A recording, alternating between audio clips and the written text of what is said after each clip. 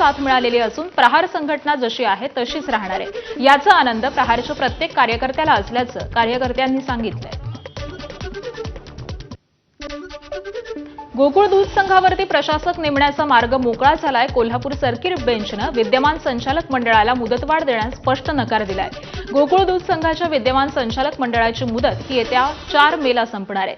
विद्यमान मंडळाला 1 वर्षाची मुदतवाढ देण्याची विनंती गोकुळकडून न्यायालयामध्ये करण्यात आलेली होती, मात्र न्यायालयानं ही मागणी फेटाळून लावली आणि संचालक मंडळाला कोणताही दिलासा मिळालेला नाहीये। दरम्यान प्रशासक नियुक्ती झाल्यास गोकुळ दूध संघाची निवडणूक ही किमान 4 महिने पुढे ढकलली जाण्याची शक्यता आहे आणि तसंच गोकुळ दूध संघानं न्यायालयाची दिशाभूल करण्याचा प्रयत्न केल्याचा आरोप याचिकाकर्ते प्रकाश बेलवाडे यांनी केलाय।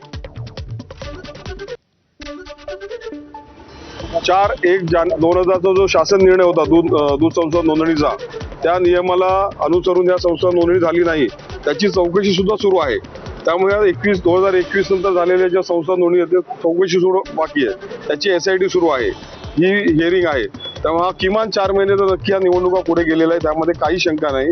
आतापर्यंत 5 वर्ष त्यांनी जे काही लपवलेलं आहे ते सगळं 5 तारखेपासून मलाच काय पूर्ण कोल्हापूर जिल्ह्यातल्या प्रत्येक दूध उत्पादकाला ओपन टू ऑल ते डॉक्युमेंट्स असणार आहे। त्याचं आम्ही सध्या न्यायालयाचं आम्ही स्वागत करतो निर्णयाचं। ही फटकार कुणाला आहे? गोकुळ दूध संघावरती प्रशासक येण्याचा मार्ग मोकळा झाला। यानंतर भाजपचे आमदार शिवाजी पाटील यांनी मंत्री हसन मुश्रीफ यांच्यावरती गंभीर आरोप केलेत। गोकुळमधला भ्रष्टाचार आता बाहेर पडायला सुरुवात झाली आहे। प्रशासक आल्यानंतर हसन मुश्रीफ यांनी कशाची भीती वाटते, आपल्या सरकारवरती विश्वास नाही का, असा सवाल आमदार शिवाजी पाटील यांना केलाय। हसन मुश्रीफ यांनी कोल्हापूरमध्ये भाजप संपवण्याचं काम सुरू केल्याचा आरोप देखील शिवाजी पाटील यांनी केलेला होता। जेवढे मुश्रीफ साहेबांचं जेवढं असेल, नावेद मुश्रीफ साहेबांचं असेल, त्यापेक्षा जास्त आपला आबाजीचा मोठा बाबाजी येतो, त्याच्याकडे खूप मोठे विषय आहेत। त्याचबरोबर अरुण डोंगरे आहेत आणि सगळ्यांची चौकशी होणार, त्यांच्या पेची चौकशी होणार, त्यांच्या ड्रायव्हरची चौकशी होणार। आता त्यांच्या नावावरच्या प्रॉपर्टी होत्या त्या आता लगेच गेल्या महिन्यामध्ये सगळ्या फिरवाफिरवी झाले नातेवाईकांच्या, त्यांच्या सगळ्या ते सगळे रजिस्टर चेक करणार आणि जे आम्ही पुरावे आम्ही जे भ्रष्टाचाराच्या विरोधात ED मार्फत आपण सर्व मांडू म्हटलं, त्याचे आम्ही पुरावे तुम्हाला सर्व मीडियासमोर देऊ, कोर्टासमोर देऊ आणि ही समिती बसेल प्रश्न त्याला नक्कीच देऊ। मुंबईच्या जोगेश्वरी परिसरामध्ये संजय निरुपम यांच्या रिक्षा चालकांसोबत संवाद कार्यक्रमाला मनसेकडून तीव्र विरोध झाला।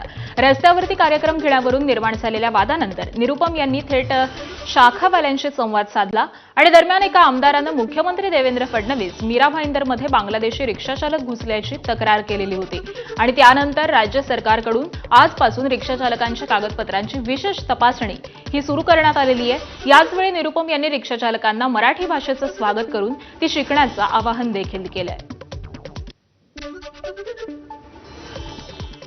बोंधू अशोक खरातला 12 मे पर्यंत न्यायालयीन कोठडी सुनावण्यात आली आहे। महिला अत्याचाराच्या 8व्या गुन्ह्यामध्ये त्याला न्यायालयीन कोठडी मिळालेली आहे। खरातचा SITच्या कोठडीतून आता न्यायालयीन कोठडीमध्ये मुक्काम हा हलवण्यात आलाय। नाशिकमधील बोंधू अशोक खरात प्रकरणामध्ये आता नवा ट्विस्ट आलाय। फसवणुकीच्या 9व्या गुन्ह्यामध्ये SIT पुन्हा खरातचा ताबा घेणार आहे। उद्या पुन्हा अशोक खरातला न्यायालयामध्ये हजर करण्यात येणार आहे। नाशिकमधील धीरेंद्र शास्त्री यांच्या कार्यक्रमाला अंधश्रद्धा निर्मूलन समितीनं विरोध केलाय। धीरेंद्र शास्त्रींचा नाशिकमध्ये होणारा कार्यक्रम रद्द करावा अशी मागणी करत अंधश्रद्धा निर्मूलन समितीनं जिल्हाधिकाऱ्यांना निवेदन दिलंय। 2 मे रोजी होणारा धीरेंद्र शास्त्री यांचा कार्यक्रम रद्द करण्याची मागणी अनिसनं केली आहे। धीरेंद्र शास्त्री अंधश्रद्धांना खतपाणी घालतात, तसंच महाराष्ट्रामधील संत आणि महापुरुषांबद्दल अपशब्द वापरतात, त्यामुळे कार्यक्रम रद्द करावा अशी मागणी महाराष्ट्र अंधश्रद्धा निर्मूलन समितीनं केली आहे। आम्ही निवेदन दिलेलं आहे। त्याचसोबत धीरेंद्र शास्त्रींना आमचं 21 लाख रुपयाचं जाहीर आव्हान आहे की त्यांनी तथाकथित कुठला जो चमत्कार करतात तो कंट्रोल सिच्युएशनमध्ये सर्व कमिटीच्या समक्ष सिद्ध करावा व 21 लाख रुपयेचं आव्हान आम्ही त्यांना देत आहोत। त्याचबरोबर त्यांनी छत्रपती शिवाजी महाराजांच्या संदर्भामध्ये जे अपशब्द वापरले त्याच्या मागेही त्यांनी संत तुकारामांच्या बद्दलही अपशब्द वापरले होते। संतांचा आणि महापुरुषांचा ह्या पद्धतीने ते ज्या पदे अपमान करतात तर त्याचा महाराष्ट्र आणि जाहीर निषेध करते आणि त्यासोबत त्यांना 21 लाख रुपयाचं आव्हानही आम्ही देतो।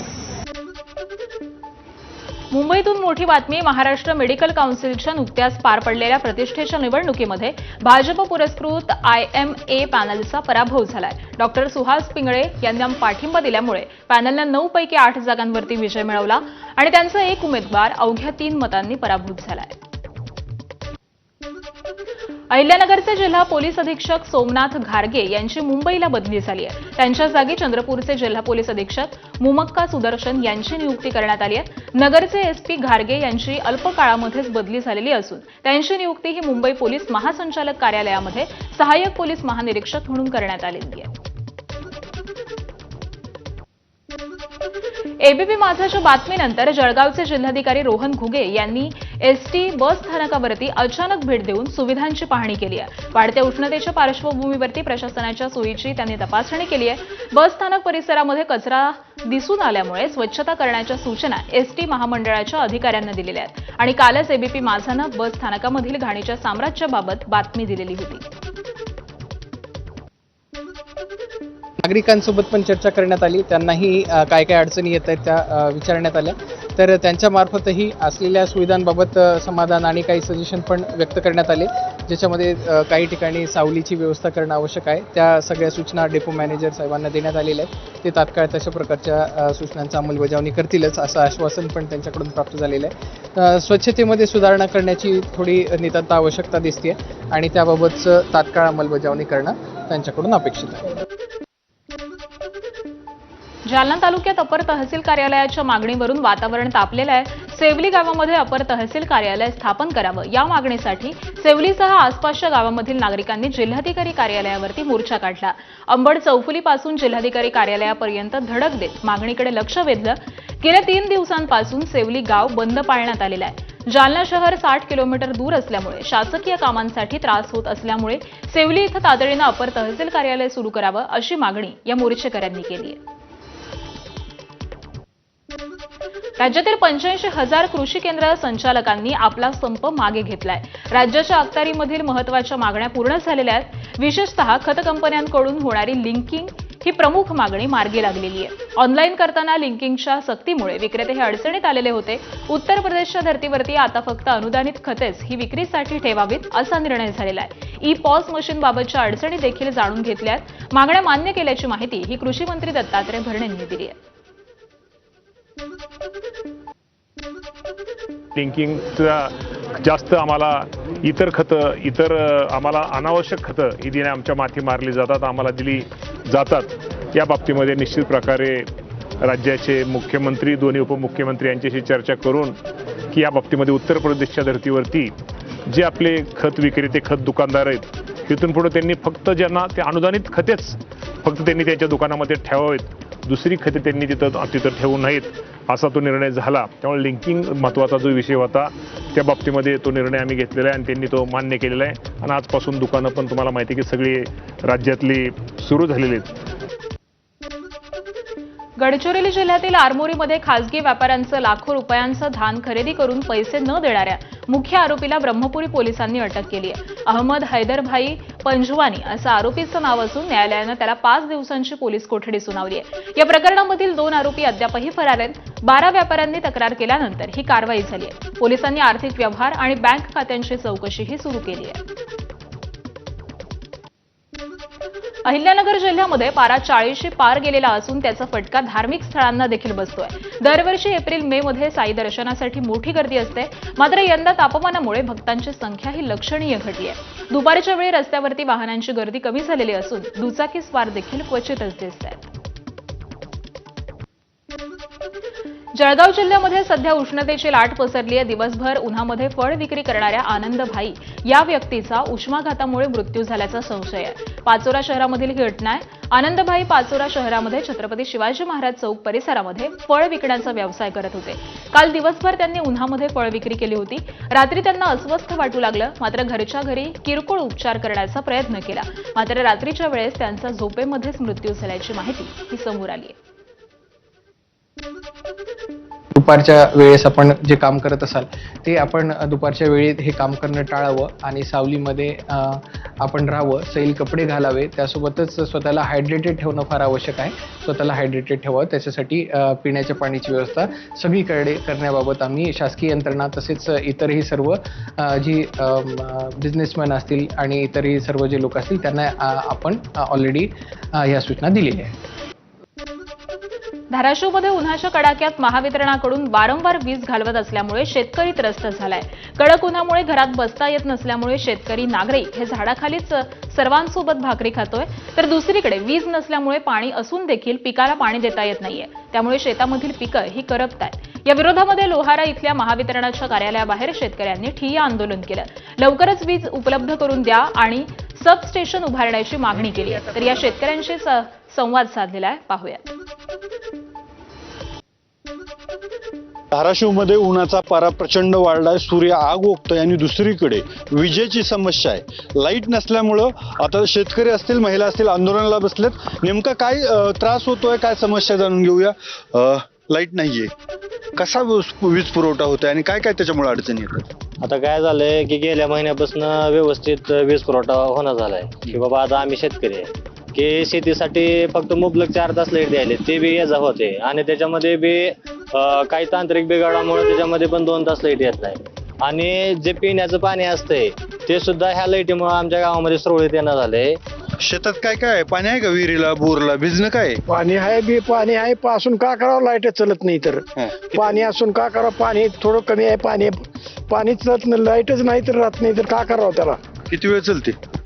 कवा तर 1 तासभर चलते, परत बंद होते, परत बंद होते, चालते, परत बंद करते, सारखे लाईट चालली आहे.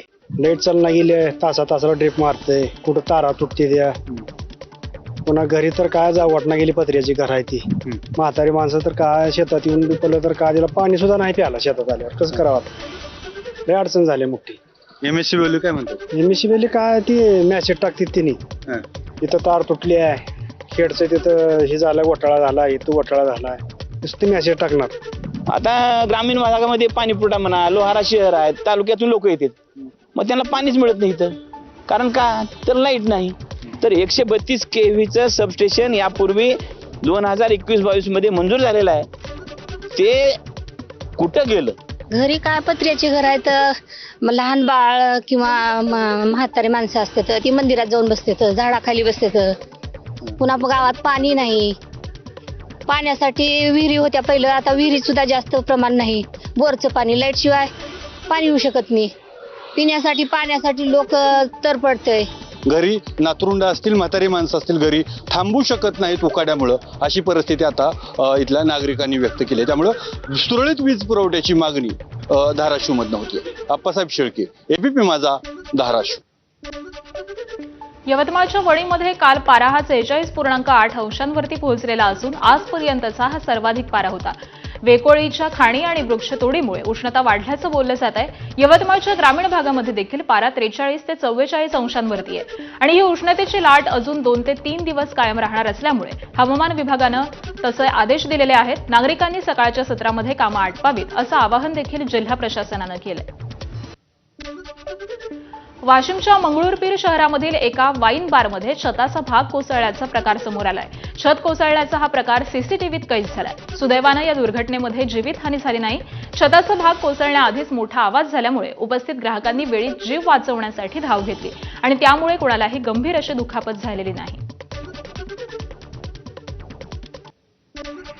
कोल्हापूरच्या शिरोली पुलाची इथल्या अत्याचाराची घटना ताजी असतानाच त्याच गावामधून आणखी एक घटना समोर आली आहे. बलात्काराच्या गुन्ह्यामध्ये जामिनावरती सुटलेल्या गैबीसाहेब दस्तगीर लिंगरे यानं पुन्हा महिलेला त्रास देऊन विनयभंग केल्याप्रकरणी शाहपुरी पोलिसांनी त्याला अटक केली आहे. महावीर कॉलेज परिसरामध्ये महिलेला रिक्षामध्ये बसवून जीवे मारण्याची धमकी दिली. धर्मांतरासाठी जबाव आणल्याचं महिलेनं या व्हिडिओमध्ये सांगितलंय. तर हिंदुत्ववादी कार्यकर्त्यांसह महिलेनं शाहपुरी पोलीस ठाण्यामध्ये तक्रार नोंदवली. मीरा भाईंदरमध्ये पोलिसांनी अंमली पदार्थ विरोधी मोठी कारवाई केली आहे. मीरा रोड परिमंडळ 1 अंतर्गत 20 ते 26 एप्रिल दरम्यान राबवलेल्या विशेष मोहिमेमध्ये 18 गुन्हे दाखल करून 21 भारतीय आणि 2 विदेशी नागरिकांना अटक करण्यात आली आहे. या कारवाईमध्ये एमडी, गांजा, कोकेन, गर्द, ब्राऊन शुगर आणि नशायुक्त सिरपसह 1,40,00,000 रुपयांचा मुद्देमाल जप्त करण्यात आलाय. 53 सराईत आरोपींवरती प्रतिबंधात्मक कारवाई करण्यात आलेली असून मोहीम ही अधिक कठोर करणार असल्याचा इशारा पोलिसांनी दिलाय. विशेष मोहीम आम्ही घेतलेलं होतं. त्याच्यामध्ये आम्ही टोटल 18 गुन्हे दाखल केलेले आहेत. 21 भारतीय व 2 परकीय नागरिक यांना अटक केलेली आहे आणि ह्याच्यामध्ये आम्ही टोटल 1,40,00,000चा मुद्देमाल जप्त केलेला आहे. त्याच्यामध्ये आपण एमडी, गांजा, कोकेन, गर्द, ब्राऊन शुगर असे सर्व प्रकारचे एनडीपीएस ड्रग्ज जे आहेत ते जप्त केलेले आहेत. तसेच आपण जे एनडीपीएस ड्रग्जचं सेवन करतात यांच्या विरोधातही आपण टोटल 92 गुन्हे दाखल केलेले आहेत. नंदुरबार जिल्ह्यातील नवापूर तालुक्यामध्ये पोल्ट्री फार्ममध्ये बर्ड फ्लूचा शिरकाव झालाय. पशुसंवर्धन विभागानं प्रयोगशाळेमध्ये पाठवलेले नमुने हे पॉझिटिव्ह आलेले आहेत. 13 आणि 14 तारखेला नवापूरच्या एका पोल्ट्री फार्ममध्ये 150 ते 200 कोंबड्या अचानक मृत्यू पावलेल्या होत्या. भोपाळ इथल्या प्रयोगशाळेच्या अहवालामधून बर्ड फ्लूचा शिरकाव हा स्पष्ट झालाय. बाधित फार्मपासून 1 किलोमीटरवरील परिसरामध्ये 6 पोल्ट्री फार्ममधील 1,40,000 कोंबड्यांची उद्यापासून कलिंग प्रक्रिया ही राबवली जाणार आहे. नवापूरमध्ये तिसऱ्यांदा बर्ड फ्लूची लागण झालेली असून प्रशासनानं नागरिकांना घाबरू नये असं आवाहन केलंय. नेहमी एकमेकांवरती राजकीय आरोप प्रत्यारोप करणारे खासदार नरेश म्हस्के आणि संजय राऊत एकाच कार्यक्रमामध्ये सोबत पाहायला मिळाले. शिवसेनेचे खासदार नरेश म्हस्के यांच्या मुलाच्या लग्नामध्ये ठाकरेंच्या शिवसेनेचे खासदार संजय राऊत यांनी उपस्थिती लावली आहे. यावेळी नरेश म्हस्केंनी मंचावरती राऊतांचा सत्कारही केला. तर राऊत बाहेर जात असताना मंत्री मंगलप्रभात लोढाही या लग्नामध्ये आले आणि यावेळी राऊतांनी त्यांना हस्तांदोलन केलं. आजपासून पश्चिम रेल्वे मार्गावरील डहाणू स्थानकापर्यंत 15 डब्यांची लोकल धावणार आहे. विरार ते डहाणू मार्गावरील 12 डब्यांच्या 17 लोकल 15 डब्यांच्या करण्यात आलेल्या आहेत. महाराष्ट्र दिनाच्या निमित्तानं या सेवेचा शुभारंभ करण्यात आला. मात्र ही सेवा सुरू करताना पश्चिम रेल्वेनं हिंदी भाषेमध्ये बॅनर लावल्यामुळे डहाणू वैतरणा प्रवासी सेवाभावी संस्थेनं नाराजी व्यक्त केली आहे. महाराष्ट्रामध्ये सेवा देताना मराठी भाषेचा सन्मान राखणं आवश्यक असल्याचं संस्थेनं त्यांच्या एक्स पोस्टमध्ये म्हटलंय. तसंच रेल्वे प्रशासनानं मराठी भाषेचा सन्मान राखताना गांभीर्यानं विचार करावा अशी मागणीही करण्यात आली आहे. अहिल्यानगर जिल्ह्यामध्ये अवैध गर्भलिंग निदान करणारी टोळी पोलिसांनी गजाआड केली आहे. राज्यभरामधून गर्भलिंग निदान करण्यासाठी महिलांना राहता परिसरामध्ये बोलावलं जायचं आणि निर्जन स्थळी एखाद्या ठिकाणी नेऊन अवैध गर्भलिंग निदान केलं जातं. तर पोलिसांना याबाबत माहिती मिळाल्यानंतर एका महिलेला पोलिसांनी गर्भलिंग निदान करण्यासाठी पाठवत ट्रॅप लावला आणि हा गोरखधंदा उघड झालाय. यामध्ये 10 आरोपींवरती गुन्हा दाखल करण्यात आलेला असून 9 आरोपींना पोलिसांनी ताब्यात घेतलंय. संपूर्ण घटनेचा सविस्तर पंचनामा केलेला आहे आणि लोणी पोलीस स्टेशन या ठिकाणी महाराष्ट्र मेडिकल प्रॅक्टिशनर कायदा त्याचप्रमाणे PCPNDT ऍक्ट तसेच BNSच्या अनुषंगिक कलमान्वये गुन्हा दाखल केलेला आहे. यामध्ये जे काही पोर्टेबल सोनोग्राफी मशीन आहेत, डॉक्टरांनी वापरलेल्या 4 व्हीलर्स आहेत त्या आपण जप्त केलेल्या आहेत. यातील डॉक्टर, त्याचा एजंट त्या दोघांनाही आपण अटक केलेली आहे. वाशिम जिल्हा दौऱ्यावरती असताना कृषी मंत्री दत्तात्रय भरणे यांना आंब्याचा मोह आवरला नाहीये. नगराध्यक्ष अनिल केंदळे यांच्या बागेमध्ये आंब्यांनी लगडलेलं झाड पाहताच त्यांनी थेट पाहणी करत आंब्याच्या प्रजाती आणि झाडांच्या वयाबाबत उत्सुकतेने चौकशी केली. खासदार संजय देशमुख आणि श्याम खोळे हे देखील यावेळी उपस्थित होते.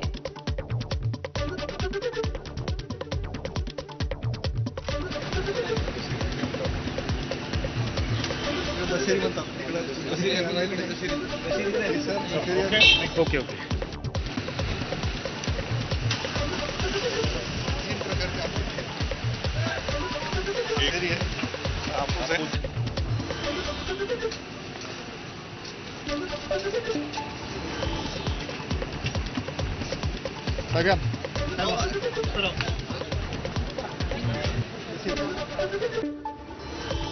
आज म्हणजेच महाराष्ट्र दिनाच्या मुहूर्तावरती मुंबई पुणे द्रुतगती मार्गावरील मिसिंग लिंक सेवेत येणार आहे. आज मुख्यमंत्री देवेंद्र फडणवीस आणि दोन्ही उपमुख्यमंत्र्यांच्या हस्ते या प्रकल्पाचं लोकार्पण होणार आहे.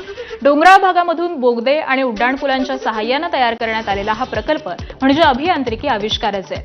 या प्रकल्पामध्ये 2 बोगदे आणि एका केबल पुलाचा समावेश आहे. या मिसिंग लिंक प्रकल्पामुळे मुंबई ते पुणे प्रवासाचा वेळ हा 25 ते 30 मिनिटांनी कमी होणार आहे. सोबतच या प्रकल्पामुळे वाहन चालकांची वाहतूक कोंडीमधून देखील सुटका होणार आहे. त्याच आम्ही पुण्याच्या मिसिंग लिंकचं उद्घाटन करणार आहोत.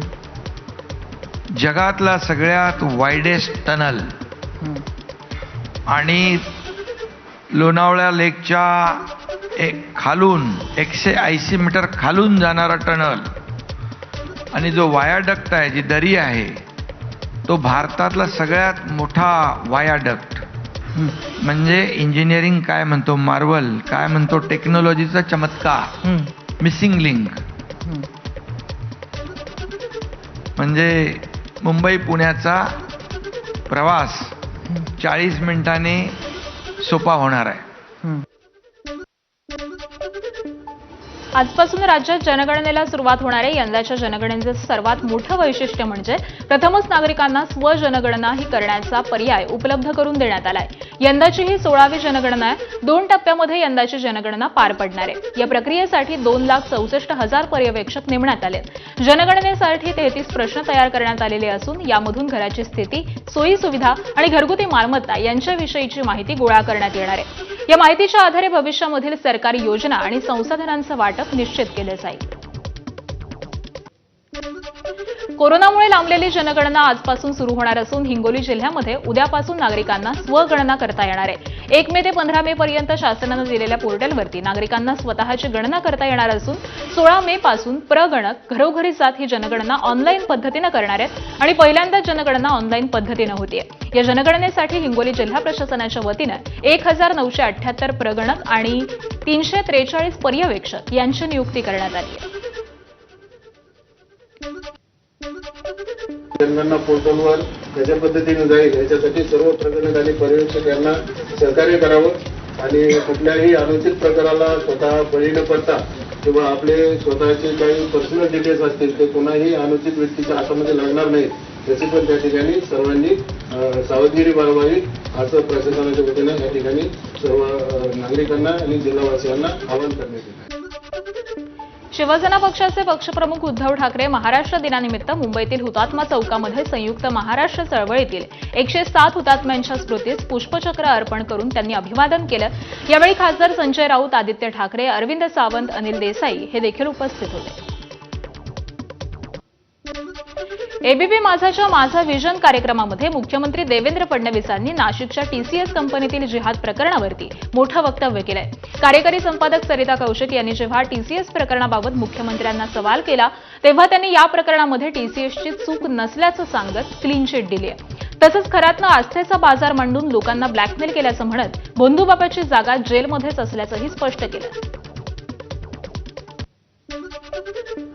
काही घटना या घडलेल्या आहेत त्या चुकीच्याच आहेत, पण हे सांगत असताना मला या ठिकाणी स्पष्ट केलं पाहिजे टीसीएस कंपनीची यात कुठेही चूक नाही.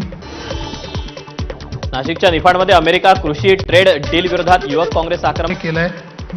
पहिल्या दिवशी त्यांनी या संदर्भातलं भूमिका मांडून हे सगळं कंडेम केलेलं आहे. त्यामुळे टीसीएसला बदनाम करणं हे काही योग्य नाही. टीसीएस आपल्या देशातली नंबर 1 ची कंपनी आहे, पण त्या लोकांनी तिथे जे केलंय ते सत्य आहे. त्यामुळे त्यांना ती